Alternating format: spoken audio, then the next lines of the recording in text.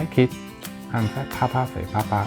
Welcome back. Today we will talk about the speech therapy for the hospital referred and then the school district. What is good and bad?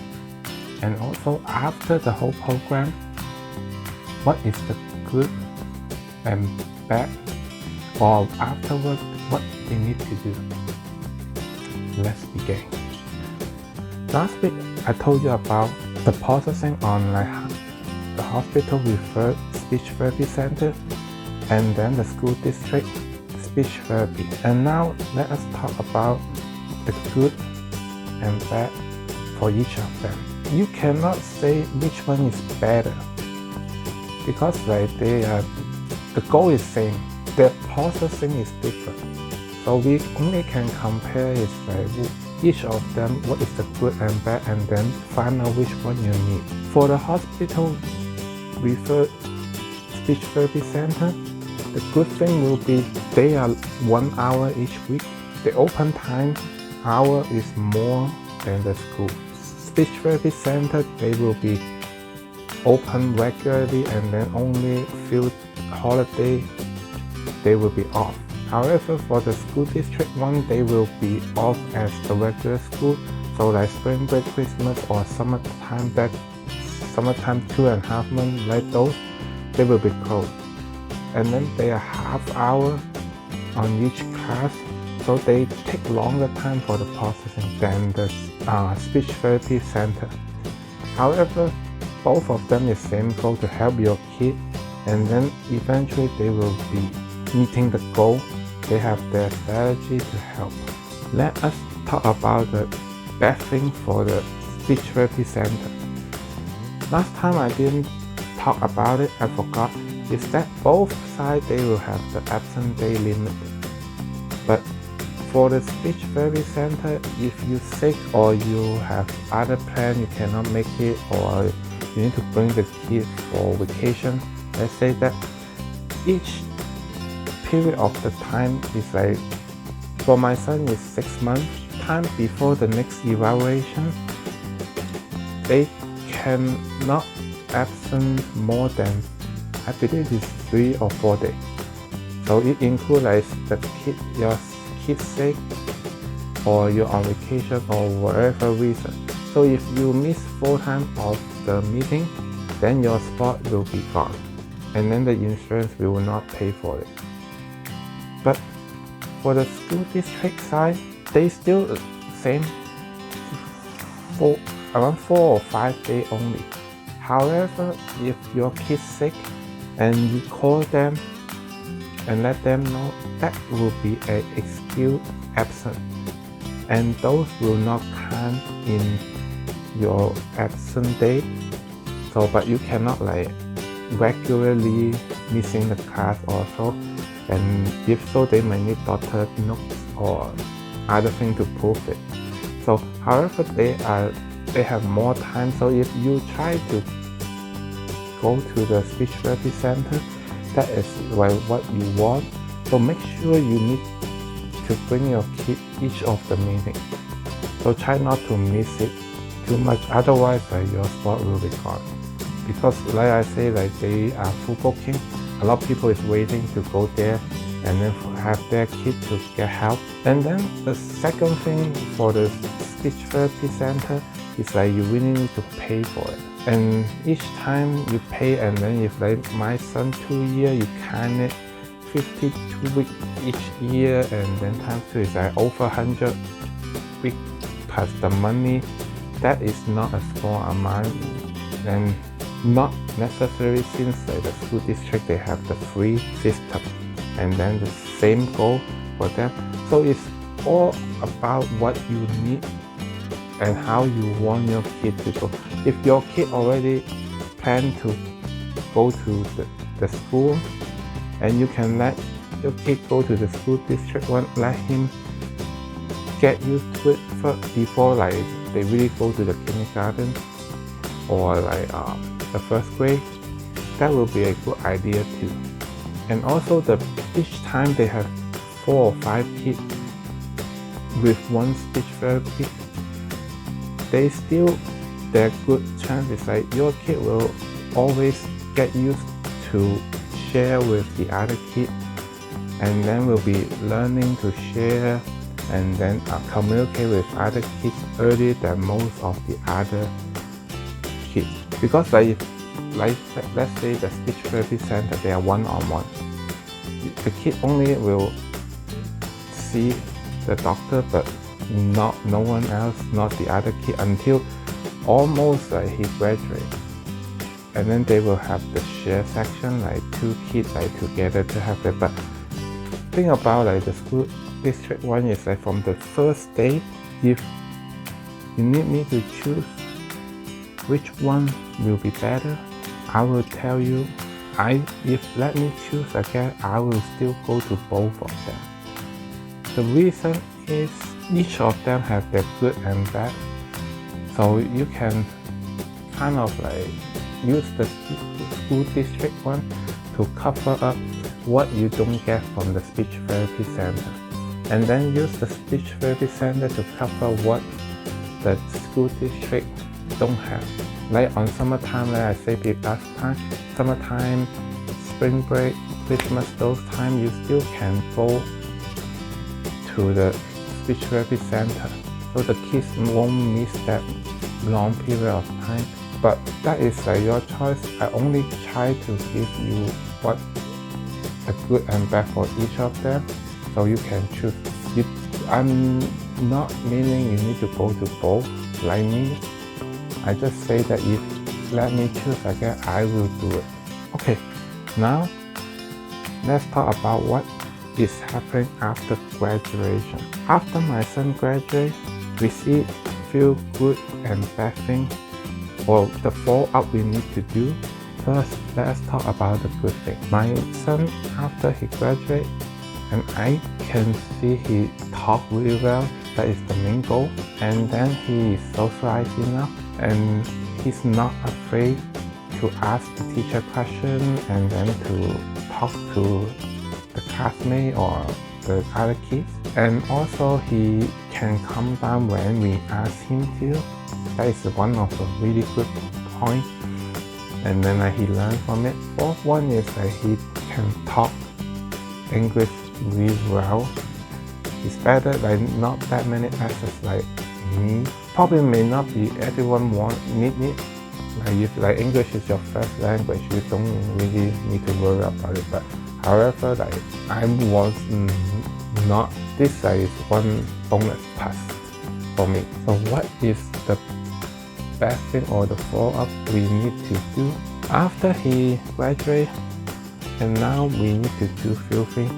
Like I taught in the last two videos, say that like when we begin to see the speech therapy, like they already told us that like after he graduates, he may talk English more, and he won't talk about the second language we taught or we hope he learn. So the follow-up is that we need to teach him that like the Cantonese. Even now, sometimes he will tell us, don't talk about Cantonese, talk English. So he is getting used to English. But however, if like he is like taken care by grandpa and grandma, and they only speak Cantonese, so we still need him to talk. Otherwise, they cannot communicate. That is another problem. So now we are planning to bring him to the Saturday school, so 1 hour each week, and then to learn that like the Cantonese or to learn a second language. Another thing we need to follow up is he is socialized enough now. However, we think it's too much. For example, if today we go to grocery store with him, he will say hi to each single person he see in there. Probably you will think it's good, but when I'm young, or a lot of parents will know, don't always talk to the strangers. It's not telling you not to polite, but he is like too polite and too much communicate with the other people he don't even know and first time see. That is another thing like we need to tell him, like be a little bit distant with the other people you don't know, especially like when talk to the stranger. That is I think it's the main thing we really need to tell him to change. And then another thing, this one you need to get used to it. For us, we feel ignoring, but we did not want to change him if he talked too much. Because when he go to the speech therapy, they teach him if you have questions you need to ask. And now wherever question he has, he will ask, and also he talks a lot. And I remember 2 months ago, one day he tried to ask my wife, that is his mom, to talk to him, and because she is busy, she didn't answer him as soon as possible. He say mom 50 times in 1 minute. He say mom, mom, mom, mom, mom, I want this, mom, what is that, mom, how can I do that, mom. It's like keep asking different questions, like 50 questions in 1 minute. You can, like if you are busy or you really don't want him to bother you, probably that you don't really feel well when he's like talking like that. However, for us, we feel a little bit annoying when he keep talking. We don't even have chance to answer, but he just like keep asking questions. But we think the other way is like we are glad he will ask us the question. So after he finished all the questions, we will tell him slowly to tell us one by one again, and then we try to answer him.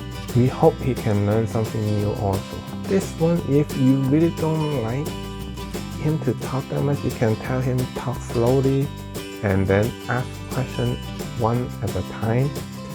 But we try a little bit before. We think because he get used to it, and then that's what he learned from the speech therapy, he will just remember if he has questions he will ask, and then he won't think about he need to slow down or anything. He just like he find out a problem, he asks, he have questions, he asks, and then that is the way he to learn to talk. When he graduate and the speech therapy talk to us, he still need to learn. Now it's like he's like at average like the other 5 years old kid, like for the speech. But sometimes he will still need to learn more, and he will get confused on when and how. That is the two words. Like if you ask him question when or how to do, like sometimes he might confuse these two words. Like when he get older, he learn more, and then he will be better. So that is not like really big problem now. You just like still need to follow up with him. You cannot say he graduate and then like you just like stop right there. It's not.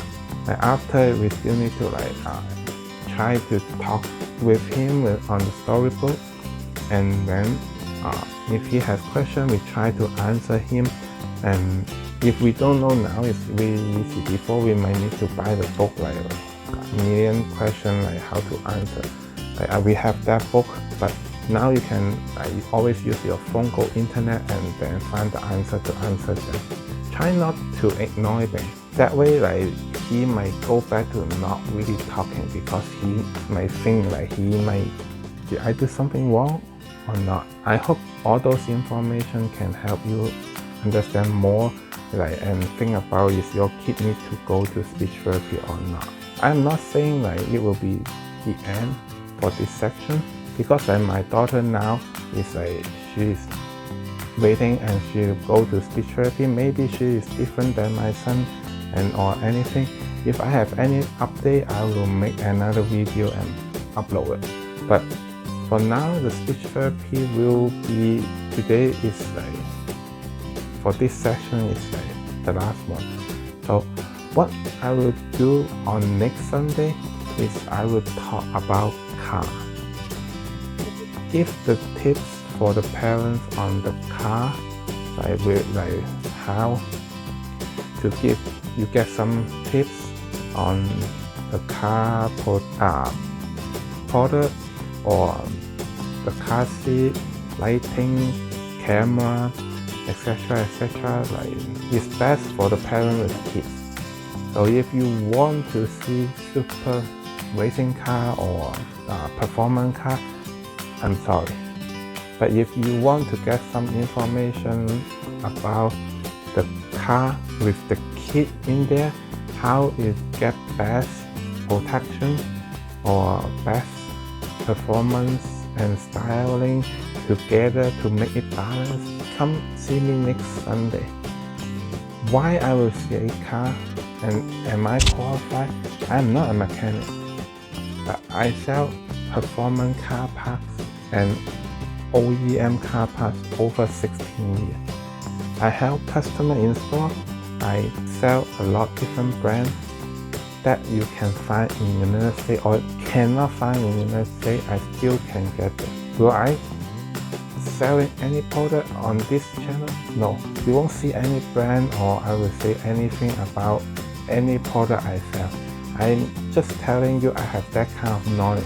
I hope to give the idea and then the tips to the parents. So if you like my channel, please give me a like and subscribe my channel. I will upload video every week Wednesday and Sunday. I will see you next Sunday. Thank you.